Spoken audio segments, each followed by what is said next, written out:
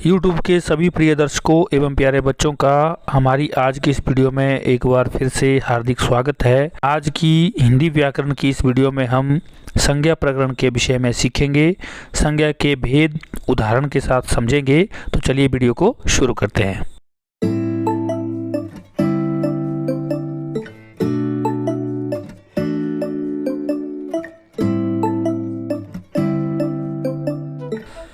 संज्ञा की परिभाषा। संज्ञा किसे कहते हैं?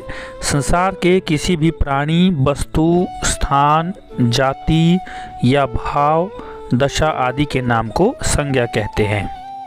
कहने का अभिप्राय यह है कि जो भी नाम हैं वे सारे किसके अंतर्गत आते हैं? संज्ञा के अंतर्गत आते हैं। इसी प्रकार से मैं आपको उदाहरण बताता हूँ। जैसे भारत एक विकासशील देश है। यहाँ पे भारत किसी देश का नाम है, इसलिए भारत क्या है? संज्ञा शब्द है। नरेंद्र मोदी भारत के सजग नेता है। यहाँ पे नरेंद्र मोदी भी किसी व्यक्ति विशेष का नाम है, इसलिए ये शब्द भी क्या है? संज्ञा के अंतर्गत आता है। गंगा एक पवित्र नदी है। यहाँ पे गंगा भी किसी नदी का नाम है, तो ये भी संज्ञा शब्द कहलाएगा। कुरान इस्लाम का पवित्र ग्रंथ है, तो यहाँ पे कुरान किसी पवित्र ग्रंथ का नाम है, तो ये भी संज्ञा शब्द कहलाएगा। इस प्रकार से जो भी किसी वस्तु के, स्थान के, जाति के नाम होंगे वे सभी किसके अंतर्गत आएंगे? संज्ञा शब्द के अंतर्गत आएंगे। तो अब हम संज्ञा के भेदों को देख लेते हैं। संज्ञा के 3 भेद होते हैं। नंबर 1 व्यक्तिवाचक संज्ञा, नंबर 2 भाववाचक संज्ञा, नंबर 3 जातिवाचक संज्ञा। मुख्य रूप से संज्ञा के 3 ही भेद हैं, परंतु जातिवाचक संज्ञा जो है उसके 2 भेद और हो जाते हैं। नंबर 1 द्रव्यवाचक संज्ञा और नंबर 2 समूहवाचक संज्ञा। तो चलिए इन सबको विस्तार पूर्वक उदाहरण के साथ समझ लेते हैं। व्यक्तिवाचक संज्ञा जिन शब्दों से किसी विशेष व्यक्ति, विशेष प्राणी, विशेष स्थान या किसी विशेष वस्तु का बोध हो, ज्ञान हो, उन्हें व्यक्तिवाचक संज्ञा कहते हैं। जैसे रमेश, यह व्यक्ति का नाम है, तो यहाँ पे व्यक्तिवाचक संज्ञा हो जाती है। ताजमहल, अब ताजमहल किसी इमारत का नाम है, तो यह भी व्यक्तिवाचक संज्ञा हो जाती है। व्यक्तिवाचक संज्ञा का यह एक उदाहरण है। एम्स, ये किसी अस्पताल का नाम है, किसी भवन का नाम है, बिल्डिंग का नाम है, इसलिए नाम होने के कारण यह भी व्यक्तिवाचक संज्ञा के अंतर्गत आएगा। इसके साथ साथ आगरा, आगरा जो है किसी एक स्थान का नाम है, जैसे मंडी, कुल्लू या हिमाचल प्रदेश। इस प्रकार से ये आगरा जो है किसी स्थान का नाम है, इसलिए यह भी व्यक्तिवाचक संज्ञा के अंतर्गत आएगा। बाइबल, बाइबल एक किताब का नाम है, किसी पुस्तक का नाम है, इसलिए यह भी व्यक्तिवाचक संज्ञा के अंतर्गत ही आएगा। चलिए तो अब देख लेते हैं दूसरा भेद, भाववाचक संज्ञा। जो शब्द गुण, कर्म, दशा, अवस्था, भाव आदि का बोध कराएं उन्हें भाववाचक संज्ञा कहते हैं।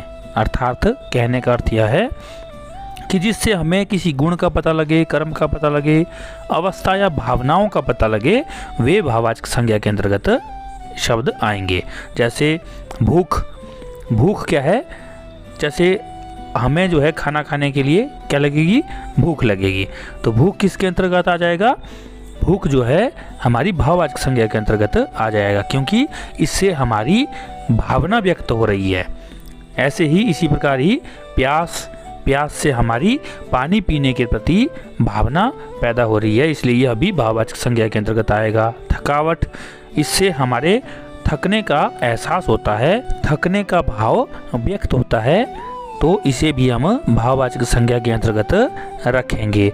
इसके साथ देखिए चोरी, चोरी को भी हम भाववाचक संज्ञा के अंतर्गत मानेंगे, क्योंकि यह भी क्या है? एक कर्म है। और घृणा, घृणा को भी हम भाववाचक संज्ञा के अंतर्गत रखेंगे, यह भी एक भावना है। और क्रोध, क्रोध भी एक भावना है, किसी के प्रति अपना क्रोध प्रदर्शित करना, गुस्सा दिखाना, यह भी भावना के अंतर्गत ही आएगा, इसलिए क्रोध भी भाववाचक संज्ञा का एक उदाहरण हो जाएगा। सुंदरता, सुंदरता से हमें किसी व्यक्ति विशेष की सुंदरता के बारे में पता चलता है तो यह भी भाववाचक संज्ञा के अंतर्गत आएगा, क्योंकि भाववाचक संज्ञा का संबंध हमारे भावों से होता है, भावनाओं से होता है, इच्छाओं से होता है। इनका कोई रूप या आकार नहीं होता, इसलिए यह केवल महसूस किए जाने वाले शब्द होते हैं। इसलिए ये सभी शब्द भाववाचक संज्ञा के अंतर्गत आएंगे। इसका एक और उदाहरण है बुराई से बचो। यहाँ पे हमें बुराई से बचने की सलाह दी जा रही है। किसी व्यक्ति द्वारा दूसरे व्यक्ति के प्रति अपनी भावनाओं को व्यक्त किया जा रहा है, इसलिए यह क्या हो गया, भाववाचक संज्ञा। घर से विद्यालय की दूरी अधिक नहीं है। इस वाक्य में भी विद्यालय और घर के बीच की जो दूरी है उसके विषय में किसी व्यक्ति की भावनाएं हैं जो वह दूसरों के साथ व्यक्त कर रहा है, इसलिए यह भी भाववाचक संज्ञा के अंतर्गत आएगा। तो चलिए अब हम इसका अगला भेद देख लेते हैं, जातिवाचक संज्ञा। जो शब्द एक ही जाति के विभिन्न व्यक्तियों, प्राणियों, स्थानों एवं वस्तुओं का बोध कराती है, ज्ञान कराती है, उन्हें जातिवाचक संज्ञाएं कहते हैं। या फिर यूं कहें कि वे शब्द जातिवाचक संज्ञा के अंतर्गत आते हैं। जैसे इसका उदाहरण देख लीजिए। इसका उदाहरण है कुत्ता। अब कुत्ता जो है, इससे हमें सभी प्रकार के कुत्तों का पता चलता है। इसमें हम कुत्ते के रंग रूप इत्यादि का भेद नहीं कर पाते।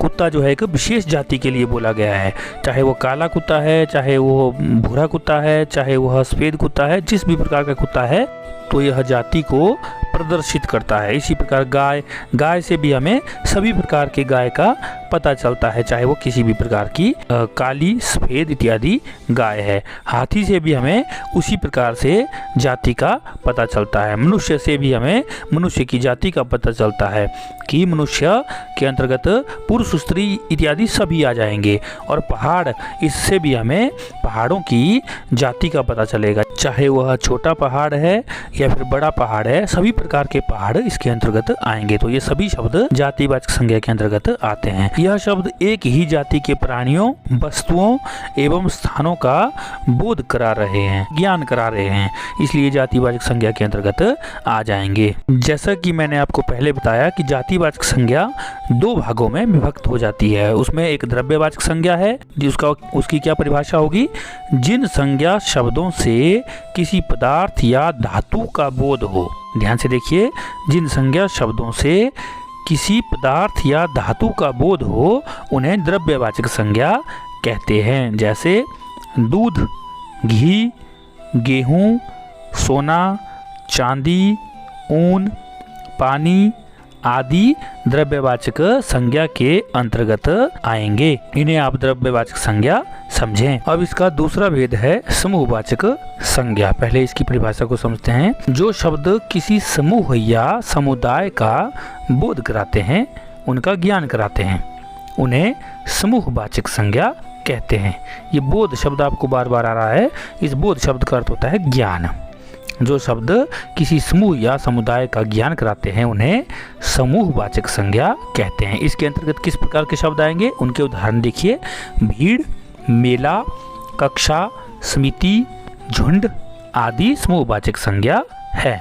अब इन सभी उदाहरण के जो शब्द हैं, इन सब को आप ध्यान से देखें कि इन सभी शब्दों का अर्थ क्या है कि एक जगह पर बहुत से लोग इकट्ठा हैं, झुंड में हैं। जैसे भीड़ में बहुत लोग होते हैं, मेले में भी बहुत लोग होते हैं, कक्षा में बहुत से विद्यार्थी होते हैं, समिति में बहुत से सदस्य होते हैं, झुंड में भी बहुत से पशु या जानवर, कोई भी आप पक्षी इत्यादि को भी इसमें ले सकते हैं। समूह में आप अनेक प्रकार के लोगों के समूह को इसमें शामिल कर सकते हैं। तो ये सारे किसके अंतर्गत आ जाएंगे, समूहवाचक संज्ञा के अंतर्गत आ जाएंगे। इसी के साथ आज की इस वीडियो में हमने आपको संज्ञा के विषय में उदाहरण सहित उसके भेदों को बताने का पूरा प्रयास किया।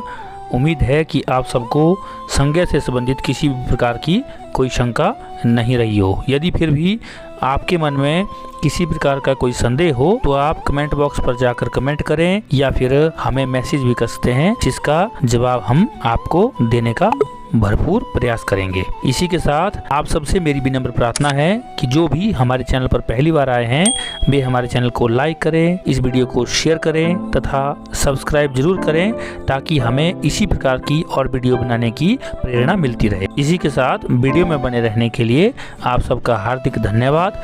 मिलते हैं इसी प्रकार की किसी दूसरी वीडियो में, तब तक के लिए नमस्कार। आपका दिन शुभ हो, मंगल हो।